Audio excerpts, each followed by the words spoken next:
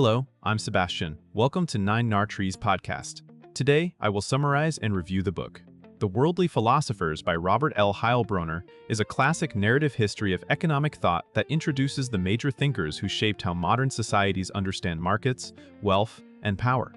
Rather than treating economics as a purely technical discipline, Heilbroner frames it as a human story driven by political conflict, social change, and moral debate. The 7th edition preserves the book's accessible style while reflecting later 20th century developments and the shifting confidence in economic systems after war, depression, and ideological rivalry. Readers encounter economics through the lives and times of its architects, seeing how Adam Smith, Karl Marx, John Maynard Keynes, and others responded to the world they inhabited and helped transform. The result is an engaging guide to why economic ideas matter, how they emerge from real historical pressures, and how they continue to influence public policy, business, and everyday life.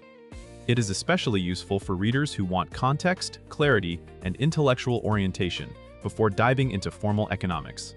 I will give you key takeaways from this book.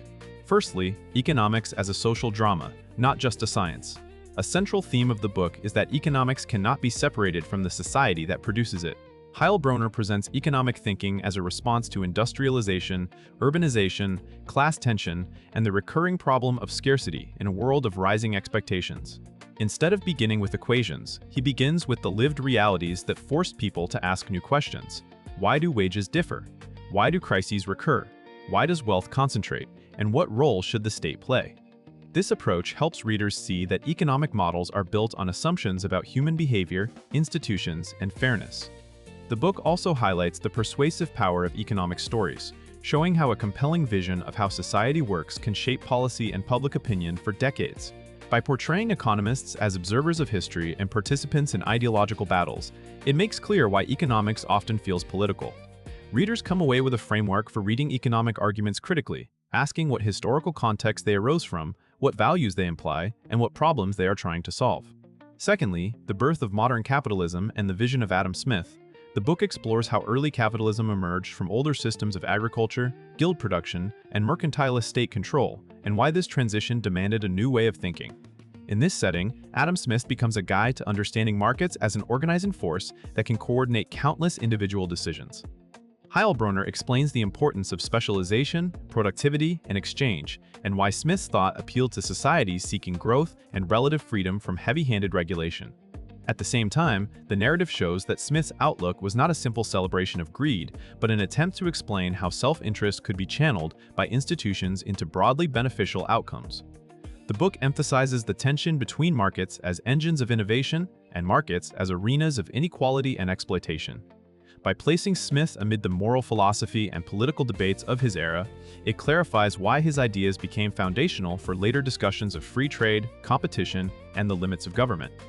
Readers gain a clear picture of how market society was intellectually justified and socially contested from the start. Thirdly, Karl Marx and the challenge to the market order.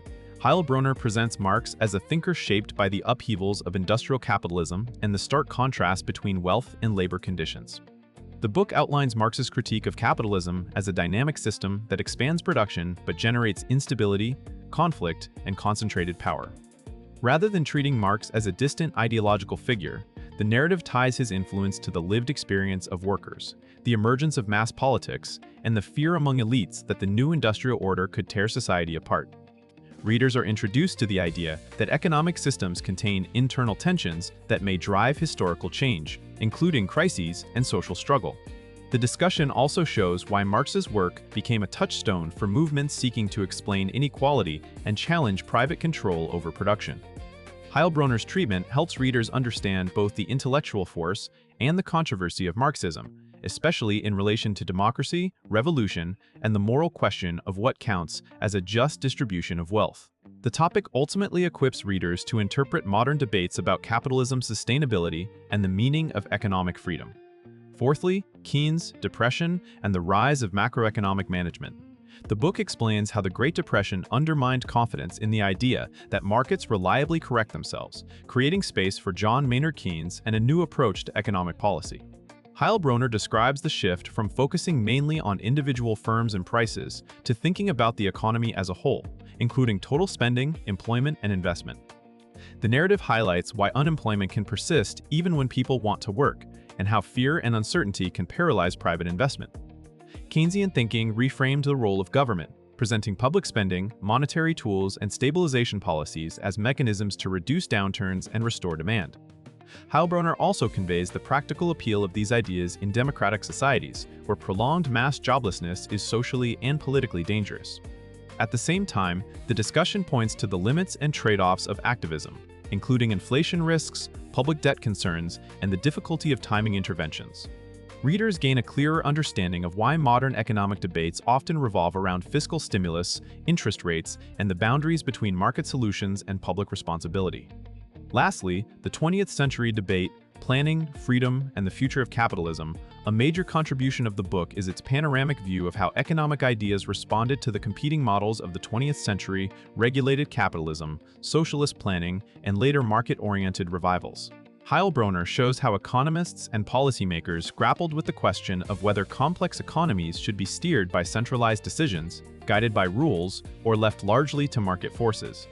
The narrative connects theory to events such as war mobilization, post-war reconstruction, the Cold War, and periods of inflation and stagnation, demonstrating how changing realities tested earlier certainties.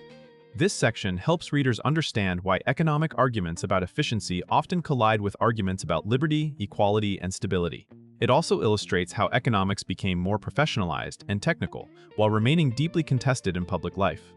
By tracing the evolution of confidence in planning and the renewed focus on markets, the book equips readers to see contemporary disputes about regulation, welfare systems, globalization, and inequality as part of a long-running conversation.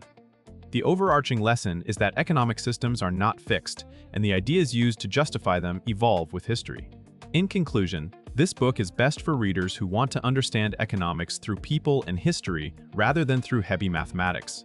Students in introductory economics, politics, history, and philosophy courses will find it a strong companion text, and general readers will appreciate its clarity and storytelling approach. It benefits a reader's life by improving economic literacy in a practical way.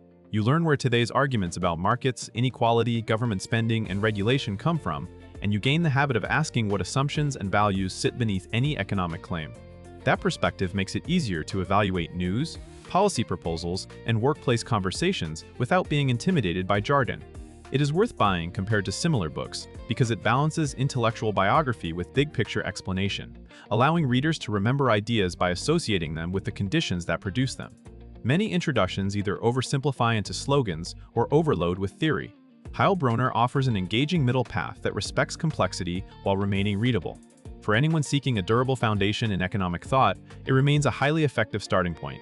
If you would like to support Robert L. Heilbroner, you can buy the book through the Amazon link I've provided in the podcast description. After reading the book, please let me know what you think and share your thoughts. See you around.